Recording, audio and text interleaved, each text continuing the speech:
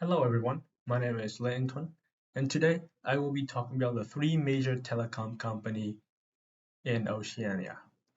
We will be looking at how they compete within the region, we'll explore their infrastructure, strategies, and finally, how their global and local focus shape their market presence.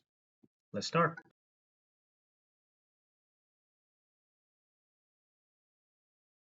To start off, let's look at the density of cell tower across Oceania. Right off the bat, we can see that the country with the most cell tower are Australia, Fiji, and New Zealand. As shown in this heat map, the most densely populated areas such as Sydney, Melbourne, Brisbane, Auckland, Wellington, and several other large cities also have the highest concentration of cell tower. It is important to note that all these locations are capital city of their respective country or state. This correlation between population density and tower placement makes sense because cities with higher population need more infrastructure to handle the volume of user and data. Next, we will look at the different distribution of cell tower by their respective network. For your information, UMTS and LTE are different radio technology for cell tower. LTE being more advanced and provide better internet connection as compared to UMTS. The three companies that own the most cell tower in Oceania region are Optus, Vodafone, and Testa.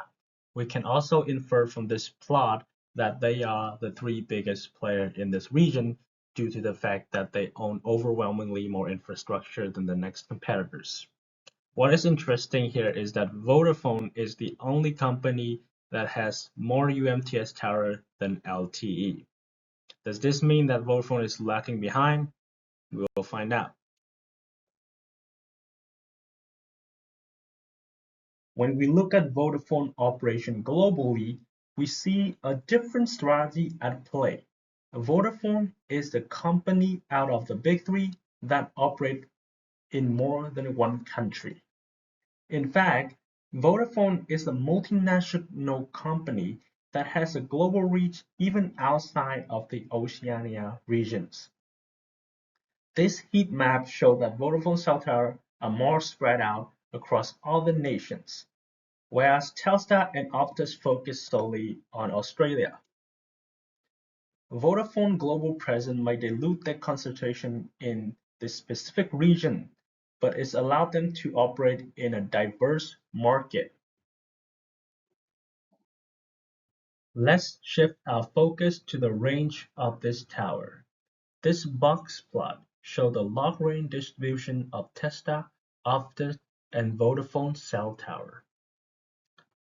Here, we can see that Telstra has the largest range with many outliers, indicating long-range tower ownership. Note that Telstra has a local strategy since they operate solely in Australia. The need for more long-range towers are apparent as they want to cover more area and provide consistent service as best as possible. Optus, on the other hand, a subsidiary of Singtel, may want to limit their investment in Australia as they don't have the same needs as Telstra. Similarly, due to its global presence, Vodafone does not want to invest heavily in infrastructure in one country. The same global versus local focus become evident in each company tower range distributions. So, what are the pro and con of these different strategies? On one hand, Tesla local strategy has allowed them to dominate in term coverage and tower range within Australia, as we just saw, but this local focus makes them vulnerable to regulatory change in their local country, as seen in 2021 with the rollout of the National Broadband Network Initiative. This government initiative to improve infrastructure significantly impact Tesla revenue, as they have to comply with the local change. You can see this drop in their revenue after 2021.